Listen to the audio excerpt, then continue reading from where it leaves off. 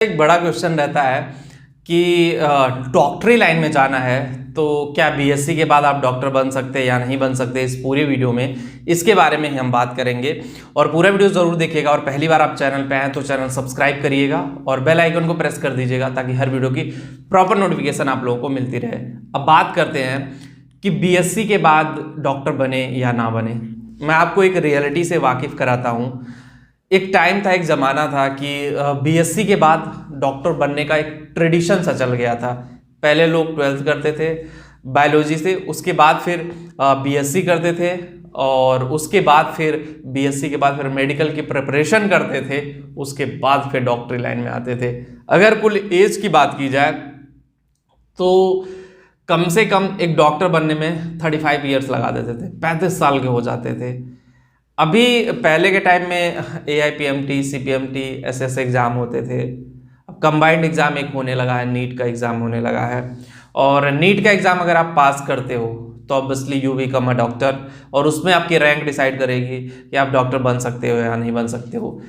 तो अभी के टाइम में जो है ना वो पूरा सिनेरियो चेंज हो गया है। अगर आपको डॉक्टर बनना है तो मैं ये नहीं कहूँगा कि आप बीएससी करने जाओ, कभी मैं ये नहीं कहूँगा कि आप बीएससी करने जाओ।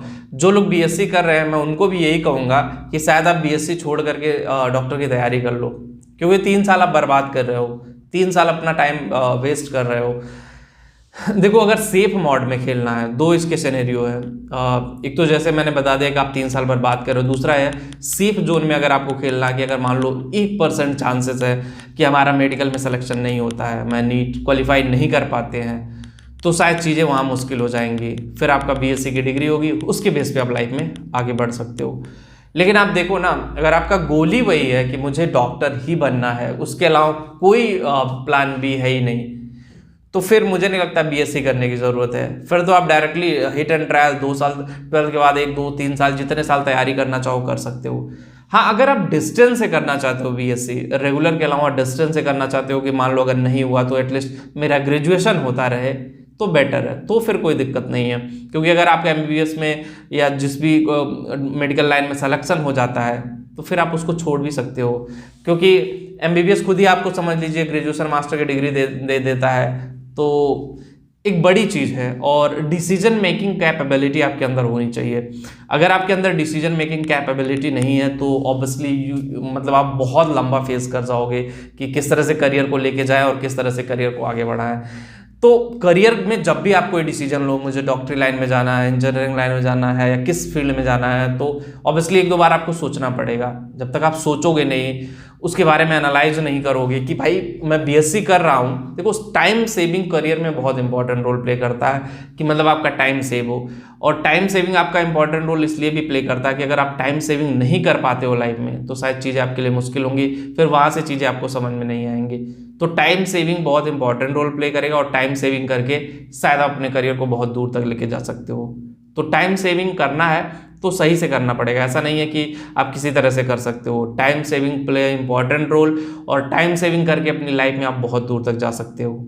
ठीक है, तो ये डिसाइड आपको करना है। लेकिन ऐसा भी कहीं नहीं है कि आप बीएससी के बाद नीट की तैयारी नहीं कर सकते हो। ड्यूरिंग बीएससी भी बहुत सारे लोगों ने नीट को क्रैक किया है, क्योंकि थोड़ा समझने का तरीका बदल जाता है, मैच्योरिटी लेवल और आ जाती है। लेकिन बस वही जो टाइम ड्यूरेशन की बात है, मैं उसी को ज़्यादा फोकस करना चाहता हूँ कि आप लोग उस चीज़ को समझे। जो टाइम ड्यूरेशन आपका 3 साल जो टाइम है ना, वो कहीं ना कहीं स्टक हो जा रहा है। उसके बाद फिर आप तैयारी करोगे तो 2-3 साल और लगाओगे, मतलब जो 3 साल 6 साल 7 साल लग जाएंगे आपको 12th के बाद, फिर आप एडमिशन लोगे, फिर 6 साल 7 साल डॉक्टर बनने में, तो मतलब 15 साल लग जाते हैं इस तरह से। और फिर वही हो जाता है कि चीज़ें बड़ी मैनिपुलेट हो जाती है ऑब्वियसली। तो इट्स अप टू यू है कि अगर आप बीएससी के बाद जाना चाहते हैं, अगर आपके घर वाले सपोर्ट कर रहे हैं, पेरेंट्स सपोर्ट कर रहे हैं। देखो, प्राइवेट से तो मेडिकल की पढ़ाई करना बहुत टफ है, करोड़ों रुपए फीस लग जाती है, ये आपको भी पता है, हमें भी पता है। 10-20 लाख रुपए 1 साल की फीस होती है।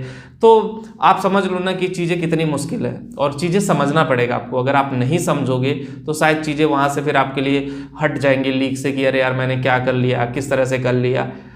जब आप समझोगे किसी चीज़ को बहुत अच्छे से ना, तभी लाइफ में आगे बढ़ पाओगे। और समझना बहुत ज़रूरी है गाइज आपको लाइफ में, और समझ के स्टेप बाय स्टेप आप जाओगे लाइफ में तो बहुत अच्छा होगा आपके लिए। तो बस वीडियो में इतना ही होगा। इस वीडियो आपको पसंद आई होगी। जो लोग टेलीग्राम पे हो, करियर चैनल टेलीग्राम पे भी है, वहाँ पे भी जाके ज्वाइन कर सकते हो। और जिनको करियर में काउंसलिंग चाहिए कि क्या हम बने करियर में, लाइफ में क्या कर सकते हैं, क्या हमारे लिए अच्छा है, किस फील्ड में जाएं, तो ऑब्वियसली वो लोग career@education.com पे जाके आप लोग 2000 की सर्विस सिर्फ 199 रुपये में लेकर के मेरे से बात कर सकते हैं। तो वीडियो में इतना ही होगा। इस वीडियो आपको पसंद आई होगी। Thank you.